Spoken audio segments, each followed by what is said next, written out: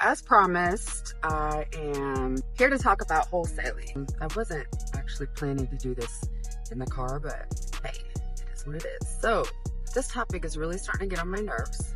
You know, I'm not talking about how much money the wholesalers make, how little they pay the sellers. And at the end of the day, we all do whatever it is that we do to make money. So I ain't mad at you.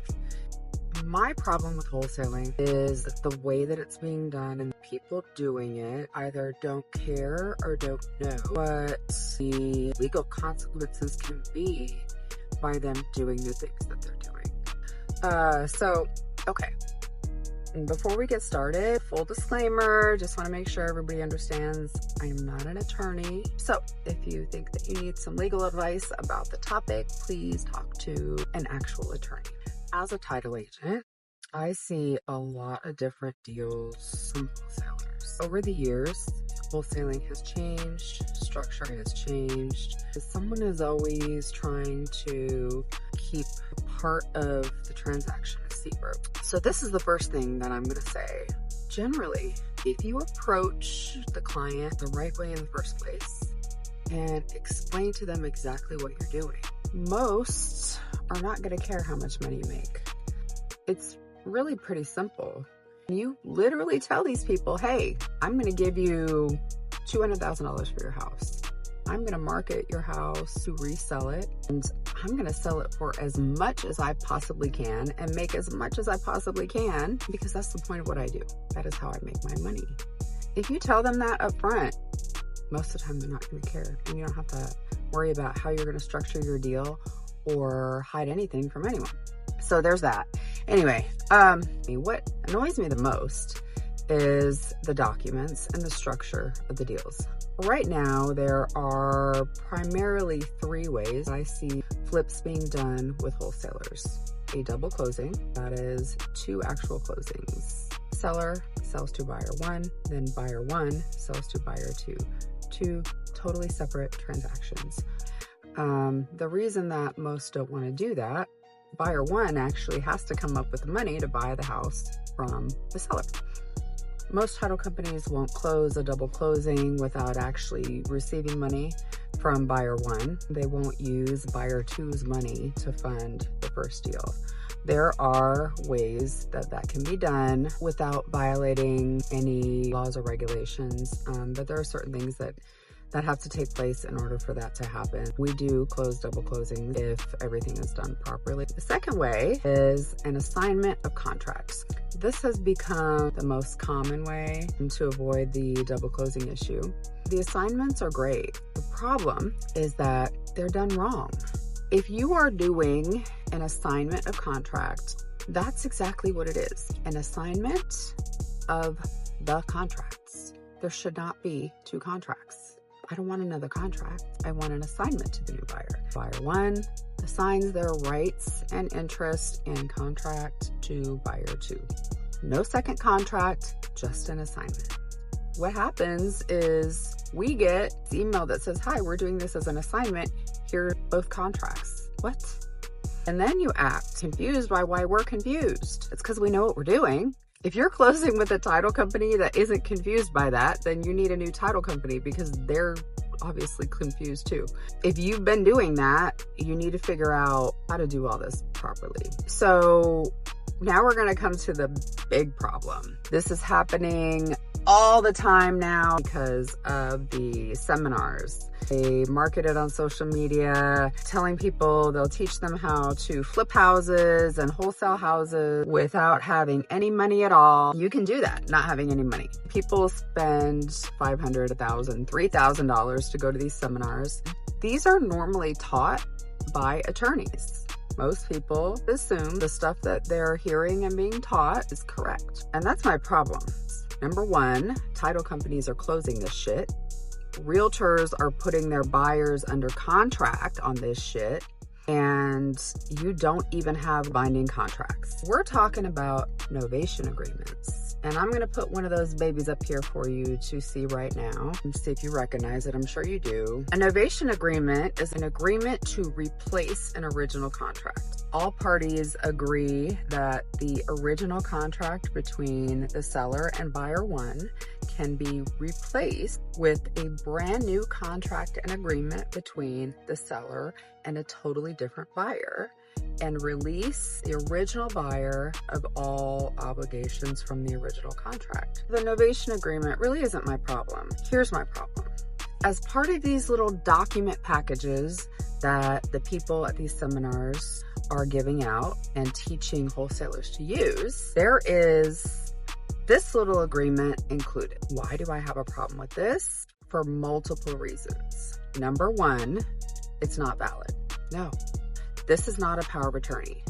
This cannot be used to execute and bind anyone into a legal agreement.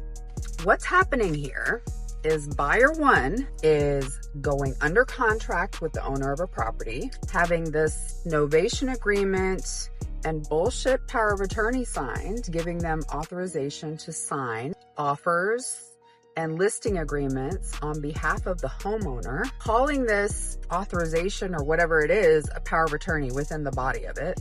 It is not a power of attorney. A power of attorney has specific requirements to be valid, and this does not have most of them.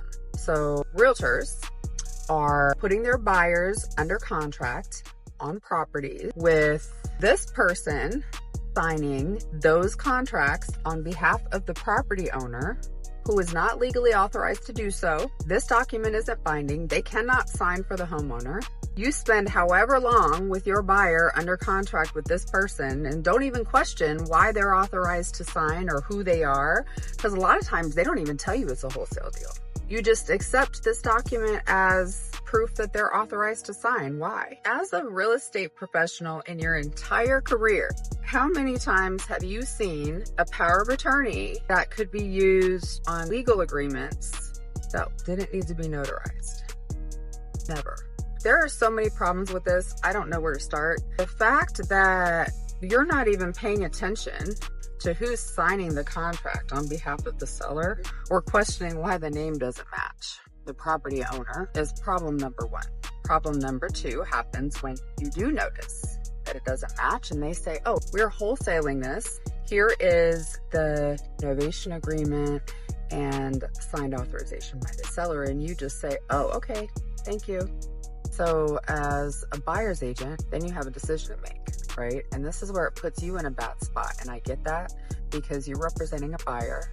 They have picked a house that they want to buy. And sometimes like you've already shown them 20, 30 houses and this is the only one they want, right? But you know, if you start causing problems for that wholesaler, they're just going to walk away and sell the house to somebody that won't. So what do? So a lot of times you just back down and cross your fingers and hope that everything goes okay and you all get to close and your buyer gets the house. Here's the problem with that. First of all, it's a shitty situation for you. I get it. But you are risking a whole lot by doing that, because later on, if this comes back to bite you, your buyer's going to have a problem and you very easily could have a problem too, because you should have known. You should not have accepted that contract signed by somebody that didn't have authorization to sign it. You don't know how the transaction between the wholesaler and the seller went, how the seller is going to feel afterwards. You don't know if the seller is going to end up suing the wholesaler. To be honest, you don't know if the seller signed anything. Nothing. No clue. So then what? What happens to your buyer? If the seller actually never really even signed anything or signed something totally different than what they thought they were signing and they bring suit against the wholesaler, what happens to your buyer then? Do you really think that your buyer wants to get caught up in a bunch of litigation when they thought that you were representing their best interest and then find out that they didn't even have a binding contract to purchase the property that they just put $100,000 down on? No, that isn't okay. And here's where it gets really bad. Not only are the wholesalers using this authorization to sign contracts, they are using them to sign at closing sometimes, closing documents that the seller doesn't ever even see. Even if this was a properly formatted, properly executed, valid power of attorney, the wholesaler can't use that for his own benefit. That's considered self-serving, self-dealing. So you have a document that's not even a power of attorney and someone using it that's not allowed to, even if it were a power of attorney. So why are they using this document instead of just having the seller sign? Because that's the point of the novation agreement, right? The novation agreement is an agreement that the seller has. The original contract between me and you can be replaced with a brand new contract between me and somebody else. But a requirement of novation is an actual brand new contract signed. But the wholesaler does not want the seller to have to sign that new contract, because then they see the new purchase price, which goes back to one of the first things that I mentioned, just being honest and full disclosure. Sometimes they don't use this agreement to actually close, and then they have the seller sign the documents at closing. I don't know why title companies allow the contracts to be signed by buyer one. Think about this for a second. As a real estate professional, you have now realized that the contract that your buyer has signed was executed on behalf of the seller by the buyer. Buyer one went into contract with the seller, and then you let buyer one sign a contract to sell that house to your buyer. And it's happening all the time. The point is that you don't have a binding contract. There's a million things that could go wrong with that. Even if something doesn't blow up during the contract period and it ends up closing, there are plenty of things that can happen after closing. There's a lot of cases where wholesalers have been sued by sellers and buyers for non-disclosure, self-dealing, fraud, all kinds of stuff. So number one, you have to know what you're doing. Number two, your duty is to work in your client's best interest. And as much as that's finding them a house, I get that. It's also to make sure that they're protected. You letting them send their escrow deposit in on a property that they don't even have a valid contract on to a title company that is obviously doing shit they shouldn't be doing in the first place by accepting these documents as valid, and you being a professional that works in real estate and should know, could easily be held accountable later. So you need to be protecting yourself and your client. Now, I'm gonna completely switch gears here. I'm not against wholesalers. I work with a lot of investors, a lot of wholesalers. I'm investor friendly. I've been working on and doing wholesale transactions my entire career. I do realize a lot of wholesalers don't know that they shouldn't be doing this stuff. They're going and learning from attorneys. They're buying these document packages being told that they can be used, and then they're working with title companies that aren't questioning it.